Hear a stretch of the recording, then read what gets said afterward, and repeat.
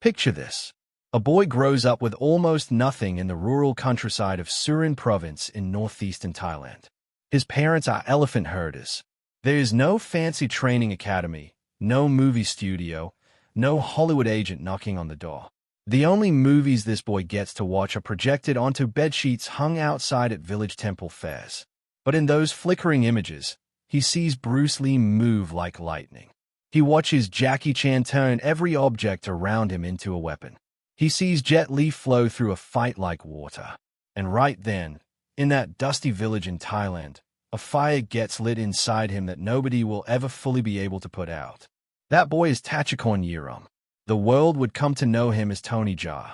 And what he would accomplish in his lifetime, the films he would make, the stunts he would perform, the barriers he would break, would place him among the greatest martial arts stars that cinema has ever produced. His 2003 breakthrough film, Ong-Bak, Muay Thai Warrior, didn't just launch his career. It sent a shockwave through the global action film industry. Here was a man doing things on camera that people genuinely could not believe were real. No wires, no CGI, no camera tricks, just raw, extraordinary human ability on full display for the world to see. But here's the question that has been circulating online, spreading from social media post to social media post, turning up in comment sections and YouTube thumbnails and tabloid-style articles across the internet. People have been claiming, loudly, confidently, and completely without evidence, that Tony Jaa is currently serving a life sentence in prison. That the man who once leapt over cars, kicked his way through an entire building, and put Muay Thai on the global map is now locked in a cell with no hope of release. So let's talk about that. Let's talk about where that claim came from, what actually happened in Tony Jaa's real life that was dramatic enough to fuel this kind of rumor, and what the truth of the situation actually looks like. Because the truth, it turns out, is a story that is complicated, painful, and in many ways more interesting than any prison rumor could ever be. Before anything else, let's be direct and completely clear about one thing. Tony Jaa has never been sentenced to life imprisonment. He has never been imprisoned at any point in his life. There is not a single credible news article, court record, government statement, or verified report of any kind that supports the claim that he is or has ever been incarcerated. His IMDb page continues to list active and upcoming projects. His official Instagram account at Tony Jaa Official, which has over 2 million followers, shows him training, working, and living his life. He appeared in The Expendables 4 in 2023. He starred in the action thriller Striking Rescue in 2024. He has a Muay Thai film trilogy in development as of early 2025. This is not the activity profile of a man behind bars. So where did the rumor begin? Like most celebrity misinformation, it seems to have started with a combination of two things: a misreading of his filmography and a misunderstanding of a deeply personal chapter in his real life. The film most frequently cited as the origin point of this rumor is Kill Zone 2, released internationally in 2015 and also known as SPL2, A Time for Consequences. In that film, Tony Jaa plays a prison guard in Thailand. The plot revolves around an undercover police officer who gets framed and imprisoned, and the story takes place largely within the brutal walls of a Thai correctional facility. It is an intense, gritty film. Tony Jaa is excellent in it, but he plays a character, a fictional character, in a story that is entirely made up. Somewhere along the way, people appear to have confused the character's circumstances with the actor's real life, and a rumor was born. The other ingredient in the rumor is one of the most genuine and private moments of Tony Jaa's actual life, the period in 2010 when he left the film industry and temporarily became a Buddhist monk. In Thailand, this is not an unusual thing. Many Thai Buddhist men enter the monkhood at some point in their lives. It is a respected spiritual tradition rooted in centuries of culture. But when Tony Jaa, an internationally famous action star, quietly stepped away from the spotlight to enter a monastery, the internet started spinning its own narrative. Was he in trouble? Was he hiding from something? Was he forced out? From there, it apparently wasn't a large leap for some corners of the internet to start connecting dots that didn't exist and landing on the conclusion that he must be imprisoned. None of it is true. Not one word of it. What is true, however, is that Tony Jaa's rise to fame was one of the most remarkable stories in martial arts cinema history. And the battles he actually fought, the real ones, not the fictional prison storyline, were every bit as dramatic as anything the rumor mill invented. Jaa began training in Muay Thai at the age of 10 at his local temple in Surin. By his teenage years, he had added Taekwondo, Muay Boran, Krabi Krabong, gymnastics, and acrobatics to his training regimen. He came to the attention of veteran Thai stuntman and filmmaker Pana Ritikrai, who saw something extraordinary in the young man and took him under his wing.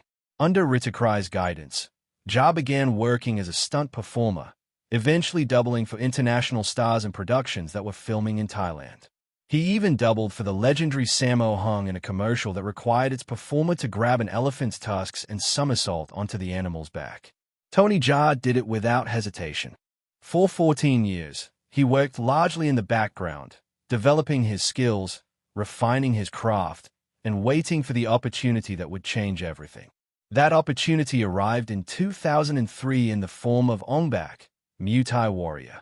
Directed by Pratyapin Karu and produced by Samuncle Film International, the film starred Jaa as Ting, a young man from a rural Thai village who travels to Bangkok to recover a stolen sacred Buddha head.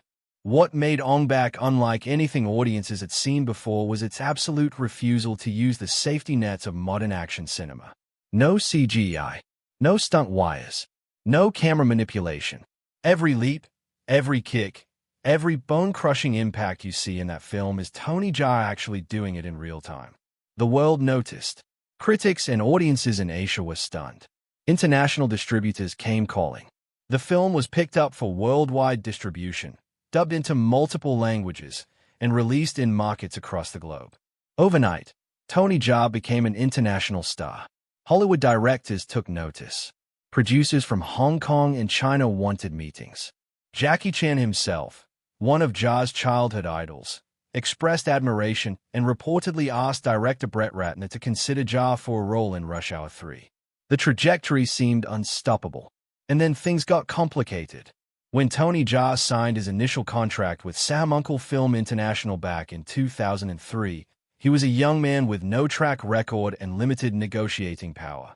The contract he signed was a 10-year exclusive agreement that gave the studio complete control over his professional activities. He could not accept work from any other production company without their express permission. He could not negotiate deals independently, and his monthly salary was reported to be roughly $1,600, a number that becomes almost surreal when you consider that the films he was making were earning millions of dollars worldwide. For the early years, this arrangement may have seemed manageable. Samuncle had, after all, believed in him and invested in making him a star. But as his international profile grew and offers from Hollywood and major Asian studios began arriving, the reality of the contract became increasingly suffocating. According to multiple reports, Samuncle repeatedly refused international offers on Jaa's behalf. Directors and producers who wanted to collaborate with him were turned away. He was, as he himself would later describe it in legal proceedings, experiencing what he called business slavery. The situation came to a head during the troubled production of Ong-Bak 2, a sequel Jaa both directed and starred in. The budget spiraled from an initial 100 million baht to reportedly over 300 million baht. Jaa was simultaneously directing, acting, and choreographing all the martial arts sequences, while also running his own production company, ERA Film. It was an impossible amount of responsibility for a single person, and the production began to collapse under the weight of it all. Jaa reportedly used his own personal funds to keep filming going, eventually draining himself financially to the point where he couldn't pay his mortgage and his electricity was cut off. In June 2008, he disappeared from the film's set entirely. No warning, no formal announcement, no press statement. He was simply gone. His phone was unreachable. The production ground to a halt. His mentor Pana Ritikrai searched for him in remote meditation caves, genuinely unsure of his protégé's well-being. When a Thai newspaper eventually located him, he was in a safe house, exhausted and financially ruined. He had given everything he had to that film and had nothing left. Samuncle ultimately took over the production. Director Pratyapin Karu was brought in to finish the film, and the studio made the decision to split the footage into two separate releases, Ong-Bak 2 and Ong-Bak 3. It was a decision that diluted the creative vision and left both films feeling incomplete.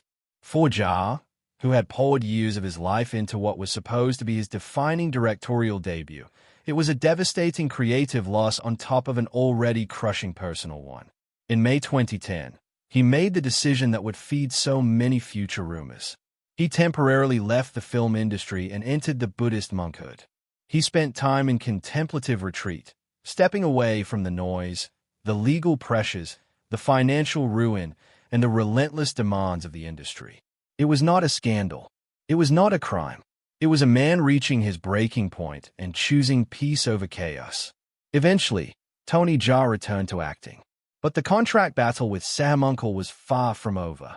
When the original 10-year agreement approached its expiration in 2013, Jaa believed he was finally free. Instead, he discovered that Sam Uncle was claiming the contract had already been renewed, not by him, but through a renewal notice that had been sent to an estranged family member in Surin rather than to Jaa himself. That family member had signed it. Jaa had never seen the document, never agreed to it, and never signed anything. His legal team argued the renewal was completely invalid. The dispute exploded publicly in 2013 when Jaa accepted a role in Fast and Furious 7, the seventh installment of one of Hollywood's biggest action franchises. It was his Hollywood debut, a chance to finally demonstrate his abilities on the biggest possible stage. Sam Uncle responded by holding a press conference to publicly accuse him of breaching his contract, and then filed a lawsuit against Jaa, Universal Pictures, and distributor United International Pictures, seeking compensation of approximately $49 million based on their calculated investment in his career plus lost future earnings and 7.5% interest. In response, Jaa's management team issued a statement that became somewhat famous in entertainment industry circles. His manager pointed out that Thailand had abolished slavery many years ago, and that Thai courts typically consider only provable damages in labor contract disputes. He confirmed that Jaa had no contract with Sam Uncle and was entirely free to pursue any work he chose.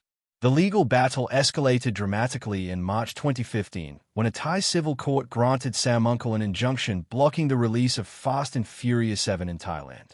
The film was one of the biggest global releases of that year, earning nearly $1.5 billion at the worldwide box office.